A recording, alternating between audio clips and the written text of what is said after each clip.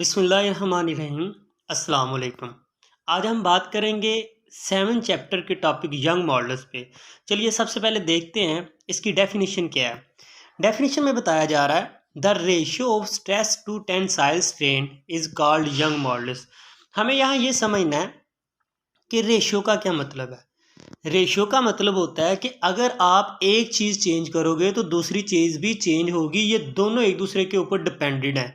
अगर stress change होगा तो टेंसाइल स्ट्रेन भी चेंज होगा।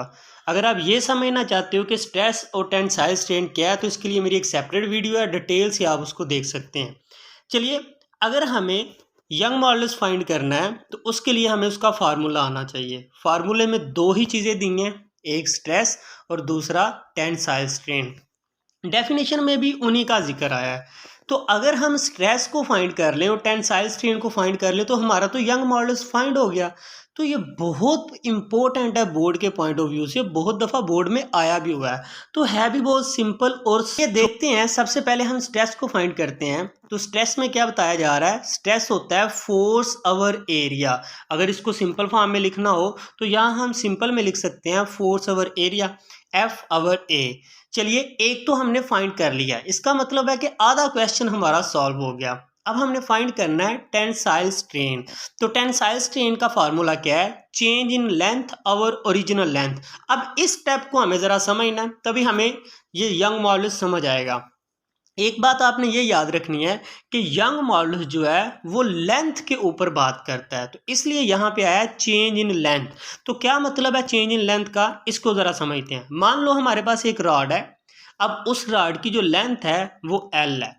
हम ये एल के साथ मैंने छोटा सा जीरो क्यों लगाया, इसका मतलब है ये ओरिजिनल लेंथ है, इसको एल नॉट भी पढ़ सकते हैं।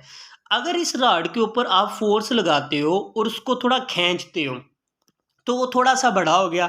अब ऊपर वाला ओरिजिनल लेंथ है और नीचे वाली लेंथ क्योंकि बड़ी होगी, इसका भी कोई नाम रखना है तो हम रख देते हैं एल। अब ये जितना चेंज आया है, ये आप देख पा रहे हो, फोर्स लगाने के बाद जितना रॉड बड़ा हो गया था, इसको बोलते हैं चेंज। किस में चेंज आया, लेंथ में, तो इसको बोलते हैं चेंज इन लेंथ। तो उसके लिए जब चेंज का वर्ड यूज होता है तो उसके लिए लगाते हैं डेल्टा। अब चेंज किस में आया था, लेंथ, तो इसलिए लगेगा डेल्टा एल।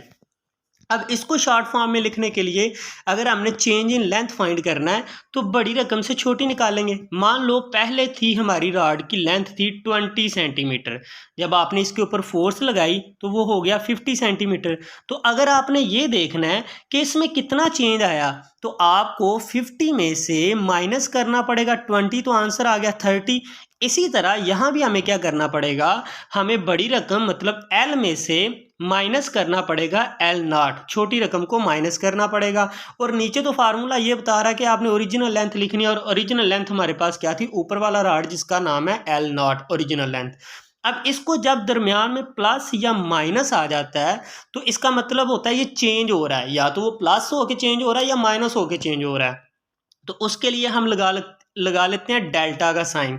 तो ये हमारे पास आ गया डेल्टा एल, और नीचे वाला तो ऐसे ही रहेगा। अब दो ही तो चीज़ें फाइंड करनी थी, एक हमने स्ट्रेस फाइंड करना था, एक हमने टेंसाइल स्ट्रेन फाइंड करना था। तो देखें आप, स्ट्रेस भी हमने ऊपर सबसे पहले फाइंड कर लिया हुआ है और टेंसाइल स्ट्रेन भी हमने फाइंड कर लिया, ये रहा हमारे पास।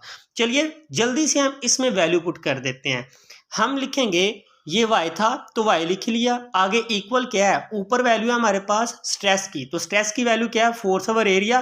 चलिए मैं लिख देता हूँ फोर्स ओवर एरिया। अब इस स्टेप को आपने समझना है। अब देखा जाए तो स्ट्रेस के आगे हमारे पास डिवाइड का साइन है, यहाँ पे आप देख रहे हो ये बाय का साइन है जिसको डिवाइड बोल सकते हैं। मैं इसको नहीं लगाऊंगा, मैं लगाऊंगा मल्टीप्लाई। जब आप मल्टीप्लाई लगा देते हो डिवाइड की जगह पे तो जो नीचे वाली वैल्यू होती है ये उल्ट हो जाती है। अब नीचे वाली वैल्यू का आंसर क्या आया था, ये, तो अब उल्ट हो गया, एल नॉट ऊपर चला गया और डेल एल नीचे आया। अब ये क्यों आया है, क्योंकि हमने डिवाइड की जगह मल्टीप्लाई लगाया था इसलिए उल्ट हो गया। अब इसको मजीद सॉल्व करें तो ऊपर वाली वैल्यू ऊपर वाली के साथ मल्टीप्लाई होगी, एफ मल्टीप्लाई एल नॉट, और नीचे वाली वैल्यू नीचे वाले के साथ मल्टीप्लाई हो जाएगी। चलिए इसको मल्टीप्लाई करते हैं। तो हमारे पास आ गया एफ एल नॉट, दोनों ऊपर वाली वैल्यू ऊपर वाले के साथ मल्टीप्लाई और नीचे वाली नीचे वाले की। तो ये तो हमारा सॉल्व हो गया, लेकिन अब इसका यूनिट भी लगाना है। यूनिट हमारे पास क्या होता है, न्यूटन मीटर पर स्क्वायर। अब ये कैसे आया, चलिए मैं इसको प्रूव करता हूँ। फोर्स का यूनिट क्या होता है, फोर्स का यूनिट होता है न्यूटन। एल नॉट है, एल नॉट का यूनिट क्या है, मीटर, क्योंकि लेंथ की बात हो रही है। एरिया का यूनिट क्या होता है, मीटर स्क्वायर, और एल, ये भी एल है, तो एल का यूनिट क्या होता है, मीटर। तो मीटर मीटर से कट, और ये जो मीटर स्क्वायर है जब ये ऊपर जाएगा तो -2 का हो जाएगा। तो इस तरह हमारे पास ये आ गया।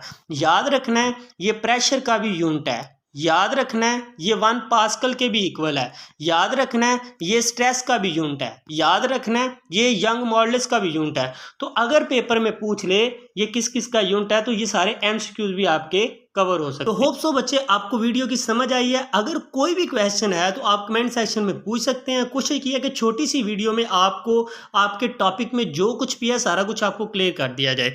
तो मिलते हैं नेक्स्ट वीडियो में, नेक्स्ट वीडियो तक अल्लाह हाफिज़।